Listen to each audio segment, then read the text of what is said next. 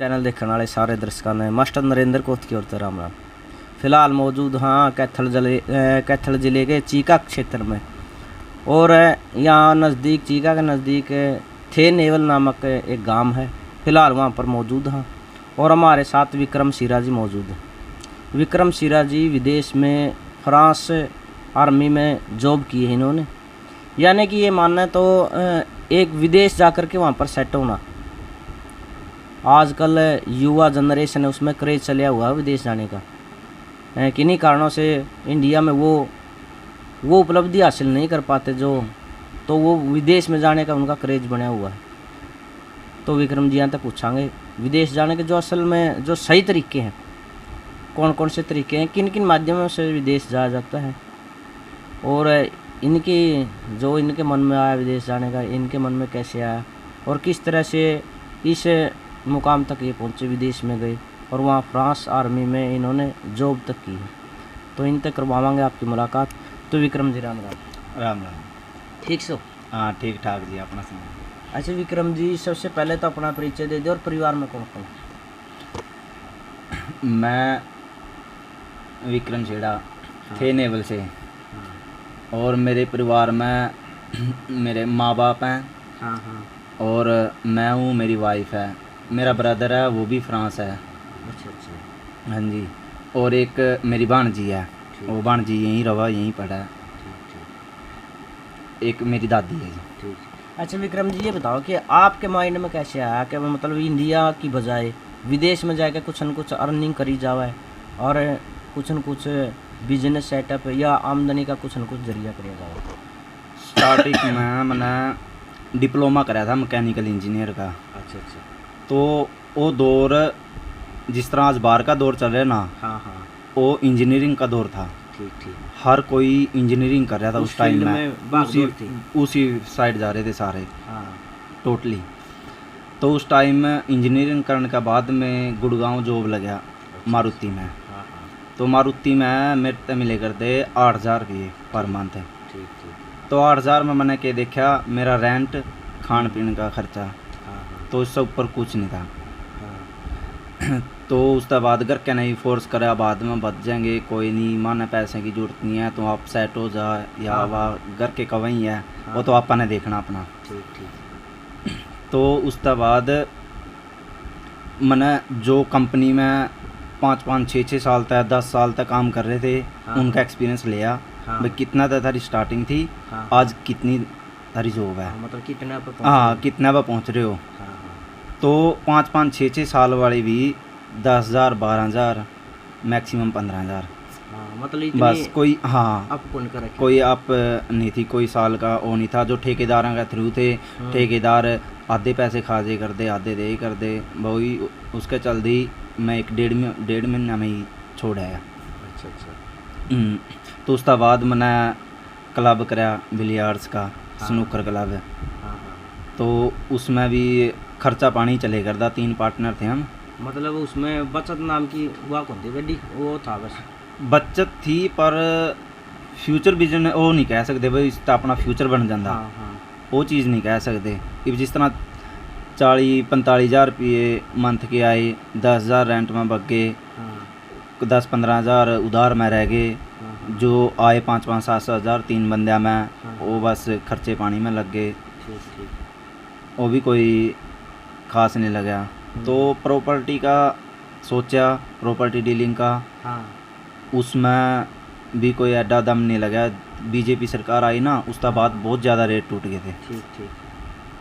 हुड्डा की सरकार में था इस चीज़ में दम, पर एकदम डाउन गया। एकदम तो डाउन गई बीजेपी सरकार आंदी। हाँ हाँ। फिर उसका बाद कोई ऑप्शन ही नहीं बचा था। ठीक ठीक। तो ऑप्शन नहीं बचा, फिर बाहर गए।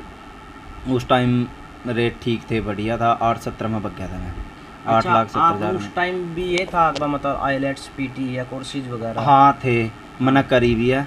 हाँ हाँ। पर क्या की थी आपने? आईलेट्स? आइल्स करी थी। हाँ। 2 महीने करी थी, पर किसी ने सलाह दी यूरोप भी ठीक है बढ़िया, हाँ। तो वीज़ा लग जाएगा। उस टाइम मैंने पासपोर्ट दिया, मेरा 1 वीक में ही वीज़ा लग गया। अच्छा अच्छा। उस टाइम भी मैं कर रहा था, आइल्स करने लग रहा था, पर मेरा वीज़ा आ गया।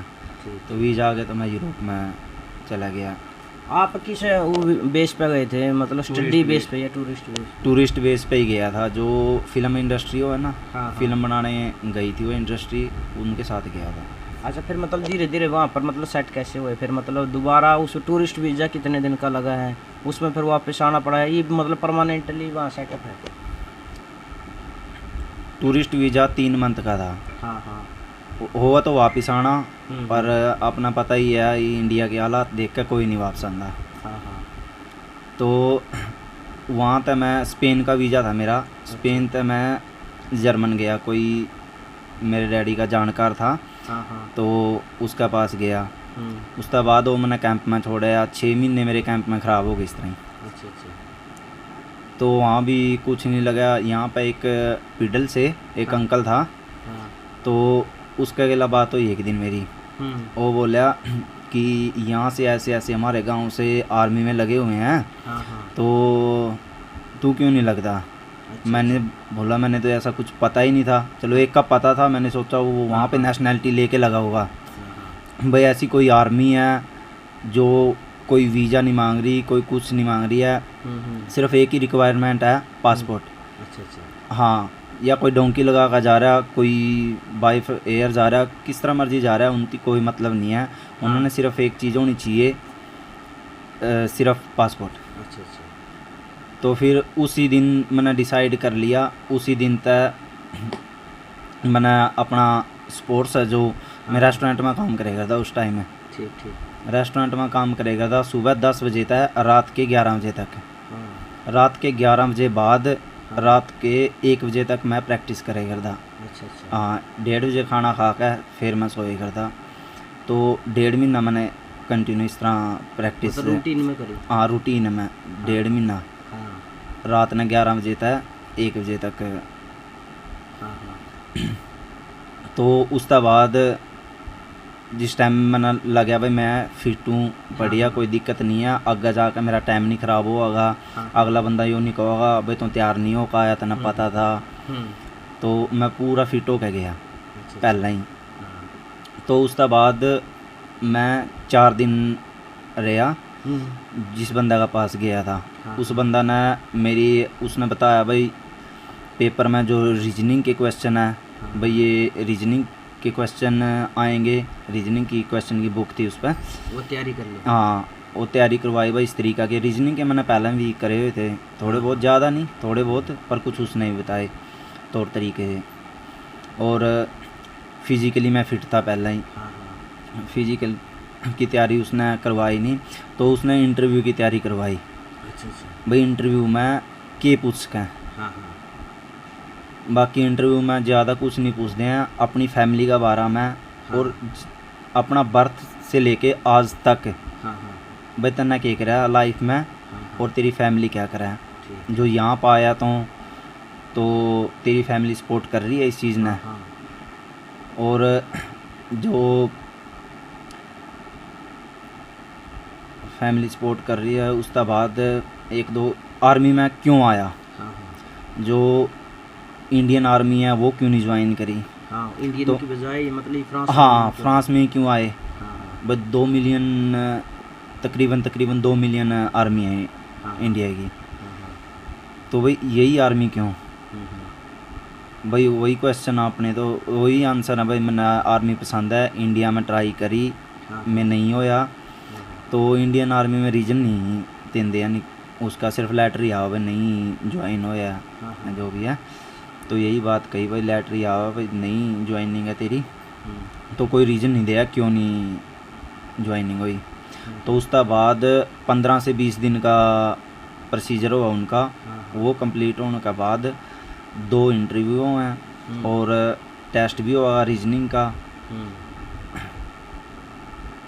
तो कम से कम 3 पेपर हुआ रीजनिंग के भी, 3 टाइप के क्वेश्चन हुआ, अलग अलग हुआ, मैथ टाइप हो गया जिस तरह वो अलग होगा, और 2 हो रहे हैं वो थोड़ी अलग है, मैंने भी नहीं पता क्या बोला उसने। ठीक। तो उसके बाद 20 दिन बाद मेरी ज्वाइनिंग हो गई थी, मैंने यूनिफॉर्म मिल गई थी। हाँ, सारे लेवल पार कर लिए। हाँ, यूनिफॉर्म मिल गई थी। अच्छा अच्छा। तो उसके बाद आर्मी में जाने के बाद फिर पता लगा भाई आर्मी हो है की चीज़ है। ठीक ठीक। इस बीच में एक मैं आपसे सवाल पूछूंगा, जब आप यहाँ से चले अपने गांव से थे नेवल से और इतना संघर्ष करके कहीं रेस्टोरेंट में काम किया, कहीं कुछ किया, फिर पीडल से एक अंकल जी से उनसे संपर्क हुआ, फिर आपको ये पता चला कि फ्रांस आर्मी में इंडिया का बंदा भी मतलब उसको ज्वाइन कर सके, और फिर लास्ट में सारे लेवल पार करके अंत में आपको वर्दी मिल गई, उस टाइम कितनी खुशी हो रही? उस टाइम खुशी मैं बता नहीं सकता, बहुत ज़्यादा खुशी हो रही थी उस टाइम तो, क्योंकि आपकी जो मेहनत थी उसका फल मिल गया था। हाँ फल मिल गया था, बस यही ज़मीन पर पैर नहीं लग रहे थे कहने का मतलब। हाँ हाँ। इतनी ज़्यादा खुशी हो रही थी। फिर वहाँ पर आर्मी का जो एटमॉस्फेयर और वहाँ का वातावरण और फिर वहाँ अपने आप को डालना, वहाँ का क्या कुछ हुआ था? वो पहले फर्स्ट मंथ में ही बाहर लेकर जावा, जिस तरह खेता में ट्रेनिंग वास्ते है। हाँ हाँ। वैसे ट्रेनिंग 4 मंथ की हो है, पर जो एक पहला फर्स्ट मंथ की ट्रेनिंग है ना वो थोड़ी हार्ड है। वो बाहर लेकर जावा खेता में पहाड़ा में, वहाँ पर कोई गांव शहर कुछ नहीं होता, बिल्कुल खाली एरिया हुआ है। वहीं पे कम से कम 18 घंटे से 19 घंटे लगा के चलो, जो हमें काम करना पड़ता है कुछ ना कुछ, उसमें स्टडी भी आ गई। क्योंकि हम यहाँ से जावा इंटरव्यू है, जो इंटरव्यू इंग्लिश में भी हो जाए, ट्रांसलेटर भी मिल जाए। जिस टाइम वर्दी मिल गई उससे बाद ना कोई ट्रांसलेटर, ना कोई हिंदी, ना कोई इंग्लिश, कोई लैंग्वेज नहीं है, सिर्फ एक लैंग्वेज है फ्रेंच। आवे नहीं आवे उनकी कोई प्रॉब्लम नहीं है, वो सिर्फ फ्रेंच में ही बात करेंगे और उनसे फ्रेंच में ही बात करनी है, कोई इंग्लिश का वर्ड नहीं यूज़ करना। तो जो फर्स्ट मंथ की ट्रेनिंग है उसी में थोड़ा बहुत बंदा सीख जाए, पर दिक्कत सिर्फ लैंग्वेज की वजह से आवे।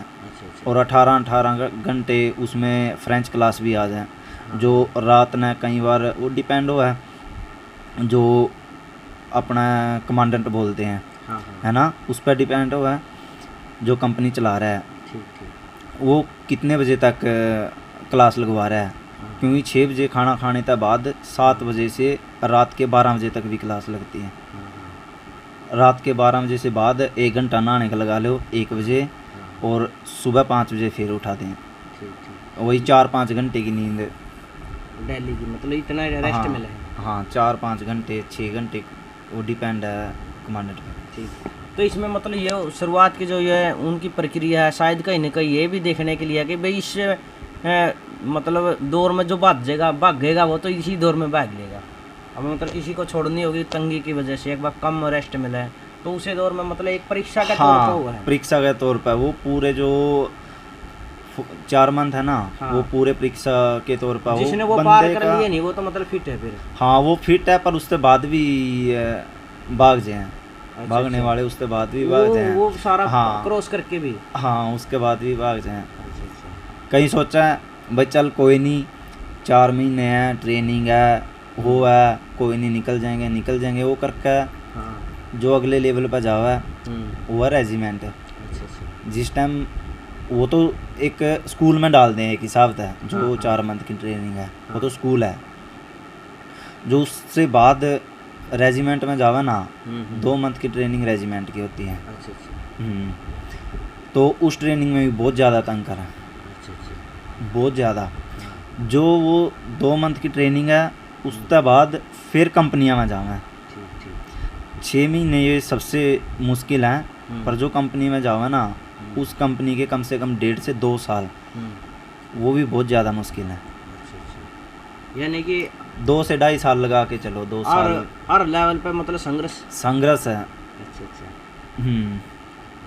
अच्छा फिर ये बताओ आप कि आपने मतलब अब आप आर्मी में ही हो या मतलब वो ना मैंने छोड़ दिया आर्मी, पूरी करके छोड़ दी है या पहले छोड़ दी? जो पहला इनका कॉन्ट्रैक्ट हुआ ना वो 5 साल का हुआ है। 5 साल तक एक दिन पहला भी नहीं छोड़ सकते उनकी मर्जी के बिना। जिस टाइम पूरा हो गया 3 साल के बाद वो फोर्स करने लग जाए भाई आगे कॉन्ट्रैक्ट साइन कर दें। वो अपनी मर्जी है। पहला कॉन्ट्रैक्ट है वो उनकी मर्जी है, उन्होंने 5 का करवाया। जो दूसरा कॉन्ट्रैक्ट है वो अपनी मर्जी है। साल का कई बार करवा लें, कई बार नहीं करवाते, मना कर दें, कम से कम 2 का है। अगला कॉन्ट्रैक्ट 2 का कर दो, 3 का कर दो, 5 का कर दो, वो अपनी मर्जी है। ठीक ठीक।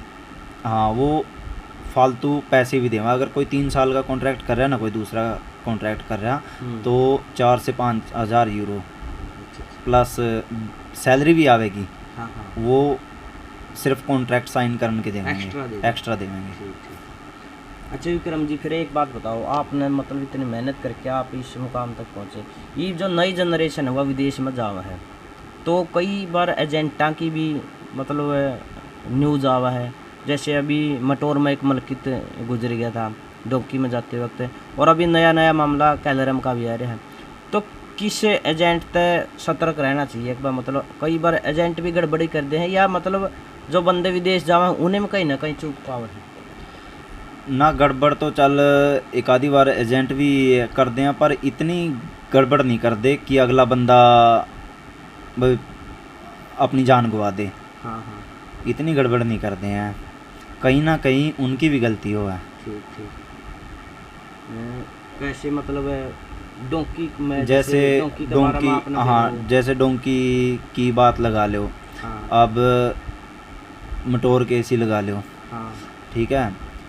तो मन्ना सुनने में आई है हाँ कि एजेंट ने आगे पैसे नहीं दिए हैं, हाँ हाँ डोंक करता है, हाँ हाँ। तो इस करके उसने बंदा मार दिया। पहली तो बात, डोंकर पैसे पहुँच पे ही मांगा, अगले कंप्लीट करा कर पूरा अपना मिशन, हाँ हाँ। और यहाँ पर कॉल करके पूछेंगे भाई इस बंदे की पेमेंट होगी, वो पहले ही खोलो यो है हाँ भाई तन्ने इस यहाँ पहुँच कर पैसे देने हैं। हम्म, वो पूछेंगे बंदा मैं उठवा लूँ, भाई ले जूँ डोंकी वास्ते, हाँ। अगर इसकी पेमेंट होगी हो तो। हाँ। अगर यहाँ तो एजेंट कह रहा है कि हाँ पेमेंट हो गई है, हम्म, तो वो बंदा लेकर चल जाता है। हाँ हाँ तो मटोर केस में वो किसी होटल में रेस्टोरेंट में तो ये काम हो या नहीं है, रास्ते में ही थे। हाँ हाँ। अगर यहाँ तो उसकी पेमेंट हुई है तो ही वो रास्ते में था।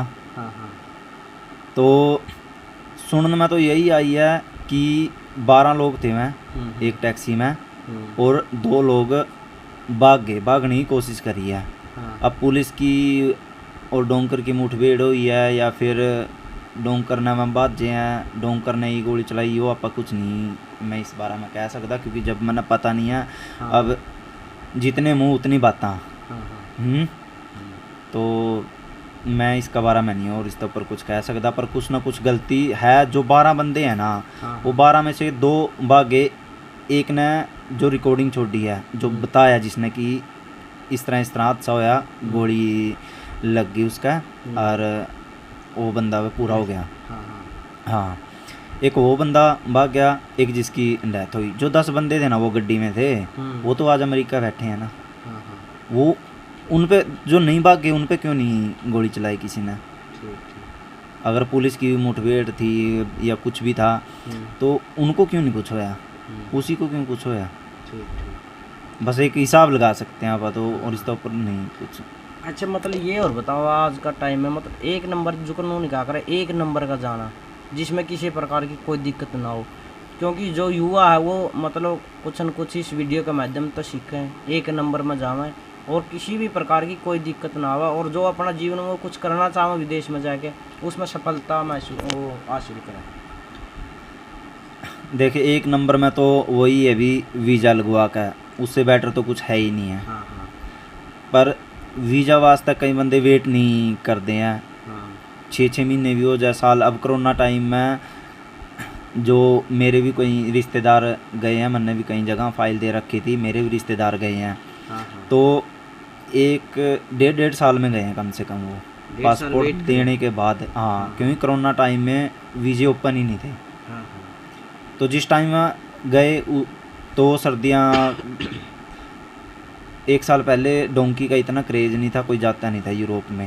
हाँ, तो जब वो गए, गर्मी आ गई थी, मार्च अप्रैल की बात है ये, मार्च अप्रैल में गए हैं वो। हाँ। उससे बाद इतने ज़्यादा लोग गए हैं ना डोंकी में, हद से ज़्यादा। ठीक ठीक। क्योंकि मैंने खुद, मेरा छोटा सा घर था वहाँ पे, हाँ हाँ। क्योंकि ज़्यादा बड़ा तो हम ले भी नहीं सकते, रेंट बहुत ज़्यादा हुआ है। तो वहाँ पर मैंने 12-12, 13-13 बंदे रखे हैं। कभी किसी की कॉल आ रही है, मेरा चाचा का लड़का है, मेरा बुआ का लड़का है, 2 दिन रख ले, 4 दिन रख ले, उसने पुर्तगाल जाना। उस टाइम तो बहुत ज़्यादा बुरा हाल हो गया था। अब फ्रांस में भी महंगाई हो गई थी एकदम तय, जो बिजली का, प्लम्बर का, रंग का। अपने जो लोग हैं इंडियन, पाकिस्तानी या फिर बांग्लादेश हो गया, जो इस साइड से जाते हैं, ये तकरीबन यही काम करते हैं। और वहाँ आपका रखना अलाउड है, मतलब जब अलाउड नहीं है, फिर भी रखने पड़े, वही बात है, गुस्सा कर जाए। यहाँ तक रिश्ते नाते तोड़ने लग जाए, घर आकर बैठ जाए, भाई रखो, क्यों नहीं रख रहे हैं, मजबूरी बन जाए फिर। एक और ये बताओ, आपने जैसे विदेश में रहे हो, आपने वहाँ का मतलब एटमॉस्फेयर देखा है, और वहाँ पर आपने काम भी किया, आमदनी भी देखी है। इंडिया में और विदेश में कितना फ़र्क मानो? देख, उरा तो आप जमे पड़े यहाँ, उरा तो आमदनी के तौर पे, आमदनी का तौर पर तो कितने आप वो देश अपने से बहुत ज़्यादा आगे हैं। आमदनी का तौर पर तो बहुत ज़्यादा आगे हैं, पर जो डोंकी मार कर जा रहे हैं या टूरिस्ट वीज़ा पर जा रहे हैं, शुरू में उन्होंने परेशानी थोड़ी झेल नहीं पड़ा है, क्योंकि उन पर पेपर नहीं होंगे। और यहाँ इंडिया के जैसे तो है नहीं है, कोई भी कहीं काम लग रहा, कोई पेपर नहीं पूछ रहा, कोई कुछ नहीं पूछ रहा, ये तो है नहीं है। वहाँ पर चेक करने वाले आवा बाकायदा कि हाँ ये बंदा टैक्स पे कर रहा, ये बंदा काम लग रहा, तो इस पर जो परमिट है, जो काम का वर्क परमिट हुआ है, ये है इस पर। अगर नहीं है तो उसने तो छोड़ दिया, उसने कुछ नहीं करते हैं। पर जिस बंदा ने काम पर रखे हुआ है ना, उसका फ़ाइन पा दें, कम से कम 15 से 20 लाख का फ़ाइन लगा लो, अगर उस पर वर्क परमिट नहीं है तो। हाँ, अच्छा। अब उसने एक दिन रख कर उसके फिंगर वगैरह लेकर उसने छोड़ देंगे। पर जो जिस कंपनी ने उसका काम दिया ना, जिस फर्म ने उसका काम दे रखा, उस पर फ़ाइन लगा देंगे। ठीक। अच्छा विक्रम जी, फिर जो नए बालक हैं विदेश जाने का, जिनका क्रेज है, एक फितूर सा रवा है नए बालकों का, क्या मैसेज देना चाहोगे उनकी, ताकि अपना भविष्य सुनिश्चित कर सकें? बाहर जाना ठीक है, बढ़िया है। पहली तो बात उरत है, पक्का करके चलो किसी ने कि हमारा वहाँ पे ख्याल रखने वाला है, काम दुआने वाला है। बहुत ज़्यादा बंदे मैंने इस तरह के देखे हैं जो वहाँ पेरिस में पहुँच कर शाम का टाइम फ़ोन आवेगा कि आज की रात कटवा दे, सोने जगह नहीं है। ये चीज़ गलत है। यहीं तक करके चलो पक्का कि हाँ हमारे पास रहने को जगह है, मतलब ठिकाना, और हाँ ठिकाना है, और काम भी लगवा देगा, इतना कुछ है। पहली तो बात ये यहाँ से कन्फर्म करके चलो। तो उसके बाद 3 से 4 महीने तो लगा के चलो। अगर किसी का कोई ख़ास भी है ना, कई बार उसने ही प्रॉब्लम आ जाए, नहीं काम मिलता, नहीं काम दिलवा सकता, कई बार मंदी आ जाए, मंदी टाइम में, तो 3 से 4 महीने लगा के चलो भाई, अपना खर्चा खुद उठा सके। और ज़्यादा कहने का मतलब अगले ने भी नहीं परेशान करा, या फिर डेली फ़ोन कर कर के अगले तक भी कहा भाई लगवाओ, काम पे लगवाओ, ये वो, फिर अगला भी परेशान हो जाए। तो यह चीज़ ना पहले ही ठान के चलो भाई, यूरोप में जा रहे हो ना भाई, इतने दिन तो लग जाए, लगने को 1 हफ्ते में ही काम मिल जाए जानते, पर ज़्यादातर दिक्कत आई है भाई 2-2 महीने 3-3 महीने भी कहीं ना काम नहीं मिले। तो विक्रम जी, इतना कीमती समय दिया और इतने अच्छे विचार हमारे साथ साझा किए, उसके लिए आपका बहुत बहुत धन्यवाद। तो ये थे हमारे साथ विक्रम सीरा जी, गांव थे नेवल से, और काफ़ी अच्छी जानकारी दी है। फ्रांस आर्मी में इन्होंने जॉब की, 1.25 लाख के करीब आमदनी थी 1 महीने की, वहाँ पर सैलरी 1.25 लाख के करीब है।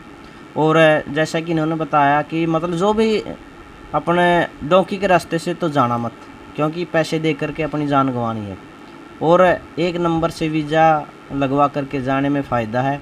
और जो विदेश जाए तो पहले ही वहाँ पर अपना थोड़ा ठिकाना और काम इत्यादि के बारे में पहले से ही अपने आप को सेटअप करके, ताकि वहाँ पर, क्योंकि आर्थिक रूप से संपन्न होकर के जाया जा सकता है। वहाँ पर यदि काम मिलने में 10, 15, 20 दिन या महीना 1.5 महीना भी यदि लगता है तो किसी प्रकार की कोई परेशानी नहीं होगी।